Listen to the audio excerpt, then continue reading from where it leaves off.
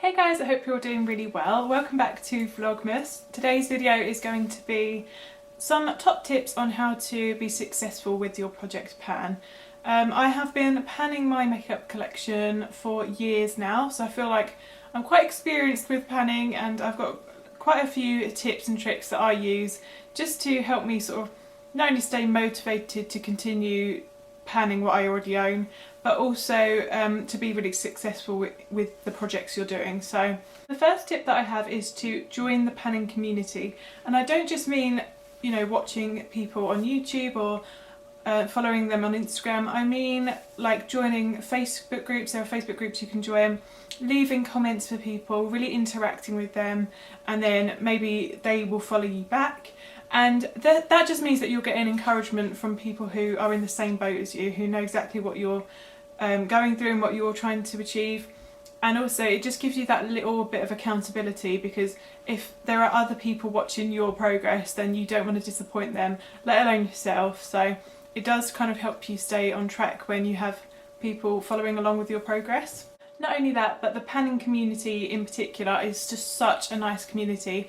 Everyone is so supportive, and I've met online, not physically, but I've met so many people who are just so lovely and leave the nicest comments. So I would highly recommend you joining the panning community and discovering lots of new people as well to keep you on track, because the more you watch as well, the more motivated you'll be to pan your own stuff.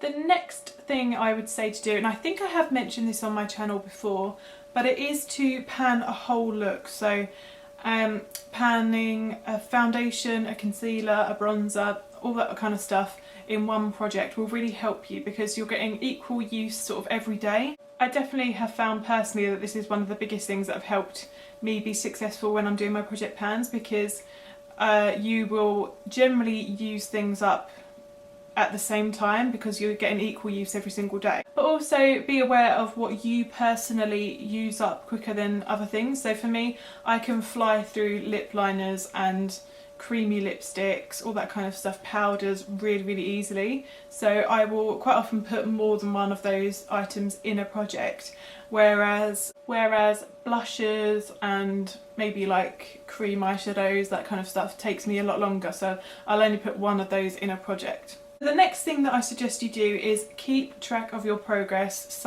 some way or another. So if you don't make YouTube videos, then definitely take pictures of your products at the starting point and maybe every week or so, because when you're using them day to day, you probably won't notice any difference, and that is difficult to when you're trying to stay motivated and keep using the same products all the time. That is going to be difficult if you're not seeing progress on them, whereas you can look back on your phone and see where you started, and that should keep you on track. And if you don't want to take photos, then just mark on the packaging, and that's a really easy way to keep track. Or mark on a piece of paper. You can hold it up against the piece of paper if you don't want to mark on the packaging. Something that I do religiously to help me stay on track and stay organised with my projects is to keep a list or a spreadsheet, whatever works for you, but I tend to write mine down in a pen in my notepad so that I can actually physically cross through the products once I've finished them. And that is just so satisfying to me, and it just helps me visually see what I'm working on. And I look at my notepad every single day, so I always know what I've got to focus on. But if you prefer to do things digitally, then just make a spreadsheet, and you can have separate tabs on Excel for each individual project you're doing, and it just helps so much to keep you organised, especially if you've got multiple projects on the go. My next tip is to not be afraid of setting different goals for yourself. So if you find the prospect of using up makeup completely daunting, then you can set usage goals, like I have done in one of my projects recently. I've set a 15 usage goal, and then I can check that off as having used it, because sometimes, I mean, everyone pans differently, and also there are like so many different projects you can get involved with. I am personally trying to minimise my makeup collection, so I physically want to be moving products out. So a lot of my goals are to completely finish up products. But I understand that most people aren't focusing on that and would rather just get use out of their existing collection, and that's where hitting pan goals or usage goals can be really handy, and it just takes that bit of pressure off as well, because certain items can take just months and months and months to finish up completely. Panning really doesn't need to be some great big slog.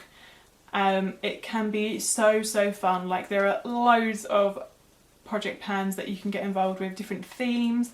I generally tend to stick to just the sort of standard ones like Pan That Palette, Project 10 pans, all that kind of stuff, but there are like varying themes. I think there's like a fantasy one going on at the moment. There is Project A to Z, which I think I'm going to start in the new year. So yeah, definitely get involved with all the different projects that are going on and pick the ones that inspire you the most. Lastly, I would say do not feel the need to finish up a product in its entirety if you are absolutely hating it, because at the end of the day, life is just far too short to be slogging away at a product that you just don't love and enjoy. And not to sound too much like Marie Kondo, but if it's not bringing you joy, then there's literally no reason for you to have it in your collection. So you'd probably be better off just passing it on to someone else to get enjoyment out of it, or just decluttering it from your collection. As far as I'm concerned, it is all about just getting use and enjoyment out of the things that you own and that you love. So I really hope these tips helped you. That's everything from me today. I really hope you enjoyed this video. If you did, then please subscribe to my channel, and I'll see you tomorrow for my next Vlogmas video. Bye!